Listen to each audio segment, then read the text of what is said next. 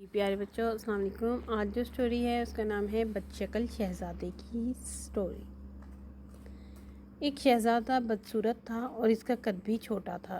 اس کے دوسرے دو بھائی نہایت خوبصورت اور اچھے ڈیل ڈول کے تھے۔ ایک بار بادشاہ نے بدصورت شہزادے کی طرف ذلت اور نفرت کی نظر سے دیکھا۔ شہزادے نے اپنی ذہانت سے باپ کی نگاہ کا تاڑ لیا اور باپ سے کہا، اے ابا جان، سمجھدار ٹھگنا لمبے بیوقوف سے اچھا ہوتا ہے۔ ضروری نہیں ہے کہ جو چیز دیکھنے میں بڑی ہے وہ قیمت میں بھی زیادہ ہو۔ دیکھیے ہاتھی کتنا بڑا ہوتا ہے مگر حرام سمجھا جاتا ہے، اور اس کے مقابلے میں بکری کتنی چھوٹی ہوتی ہے مگر اس کا گوشت حلال ہوتا ہے۔ ساری دنیا کے پہاڑوں کے مقابلے میں طور بہت چھوٹا پہاڑ ہے، لیکن خدا کے نزدیک اس کی عزت اور مرتبہ بہت زیادہ ہے۔ کیا آپ نے سنا ہے کہ دبلے پتلے عقل مند نے ایک بار ایک موٹے بیوقوف سے کہا، اگر عربی گھوڑا کمزور ہو جائے تب بھی وہ گدھوں سے بھرے ہوئے پورے اسٹیبل سے اچھا اور طاقتور ہوتا ہے۔ بادشاہ شہزادے کی بات سن کر مسکرایا۔ تمام امیر اور وزیر خوش ہوئے اور اس کی بات سب کو پسند آئی، لیکن شہزادے کے دوسرے بھائی اس سے جل گئے اور رنجیدہ ہوئے۔ جب تک انسان اپنی زبان سے بات نہیں کرتا ہے اس وقت تک اس کی اچھائیاں اور برائیاں ڈھکی چھپی رہتی ہیں۔ اسی زمانے میں بادشاہ کو ایک زبردست دشمن کا سامنا کرنا پڑا۔ جب دونوں طرف کی فوجیں آمنے سامنے آئی تو لڑائی شروع کرنے کا ارادہ کیا، اور سب سے پہلے جو شخص لڑنے کے لیے میدان میں نکلا وہی بدصورت شہزادہ تھا، اور اس نے پکار کر کہا، میں وہ آدمی نہیں ہوں کہ تم لڑائی کے دن میری پیٹھ دیکھ سکو۔ میں ایسا بہادر ہوں کہ تم میرا سر خاک اور خون میں لتھڑا ہوا دیکھو گے، یعنی میں دشمن سے لڑتے لڑتے جان دے دوں گا مگر ہمت نہ ہاروں گا۔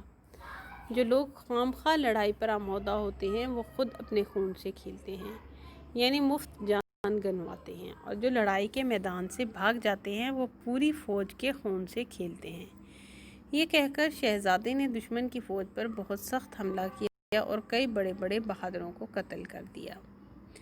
جب باپ کے سامنے آیا تو ادب سے بجا لایا اور کہا، ابا جان، آپ نے میرے دبلے پتلے کمزور جسم کو ذلت کی نگاہ سے دیکھا اور ہرگز میرے ہنر کی قدر کو نہ سمجھا۔ آپ کو معلوم ہونا چاہیے کہ پتلی کمر والا گھوڑا ہی لڑائی کے میدان میں کام آتا ہے۔ آرام اور آسائش میں پلا ہوا موٹا تازہ بیل کام نہیں آ سکتا۔ کہتے ہیں دشمن کی فوج بہت زیادہ تھی اور شہزادے کی طرف سپاہیوں کی تعداد کم تھی۔ کچھ نے بھاگنے کا ارادہ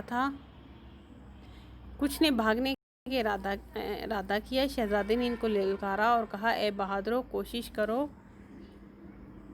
اور دشمن کا مقابلہ کرو یا پھر عورتوں کا لباس پہن لو۔ اس کی بات سن کر سپاہیوں کی ہمت بڑھ گئی اور سب دشمن کی فوج پر ٹوٹ پڑے اور اس کو مار بھگایا اور دشمن پر اسی دن فتح حاصل کی۔ بادشاہ نے شہزادے کو پیار کیا اور اپنی گود میں بٹھایا، اور روز بروز اس سے محبت بڑھنے لگی اور اس کو اپنا ولی عہد بنا دیا۔ مطلب اس کو بنا دیا کہ وہ اس کے مرنے کے بعد اس کی سلطنت کا مالک ہوگا۔ دوسرے بھائیوں نے یہ حال دیکھا تو حسد کی آگ میں جلنے لگے اور ایک دن بدشکل شہزادے کے کھانے میں زہر ملا دیا۔ اس کی بہن نے کھڑکی سے دیکھ لیا اور شہزادے کو خبردار کرنے کے لیے کھڑکی کے دروازے زور سے بند کیے۔ شہزادہ اس کی آواز سے چونک پڑا اور اپنی ذہانت سے سمجھ گیا کہ دال میں کچھ کالا ہے۔ کھانا چھوڑ دیا اور کہنے لگا، یہ تو نہیں ہو سکتا کہ بے ہنر لوگ زندہ رہیں اور ہنر مند مر جائیں، اور اگر ہم دنیا سے ختم ہو جائیں تب بھی کوئی شخص ابو کے سائے میں آنا پسند نہ کرے گا، کوئی بھی شخص الو کے سائے میں آنا پسند نہیں کرے گا۔ باپ کو اس واقعے کی اطلاع دی گئی تو اس نے شہزادے کے سب بھائیوں کو بلایا، ان کو مناسب سزا دی، اس کے بعد ہر ایک کو اپنے ملک کا ایک ایک حصہ دے دیا تاکہ آپس میں جھگڑا فساد نہ کریں۔ اسی طرح یہ فتنہ اور فساد ختم ہوا۔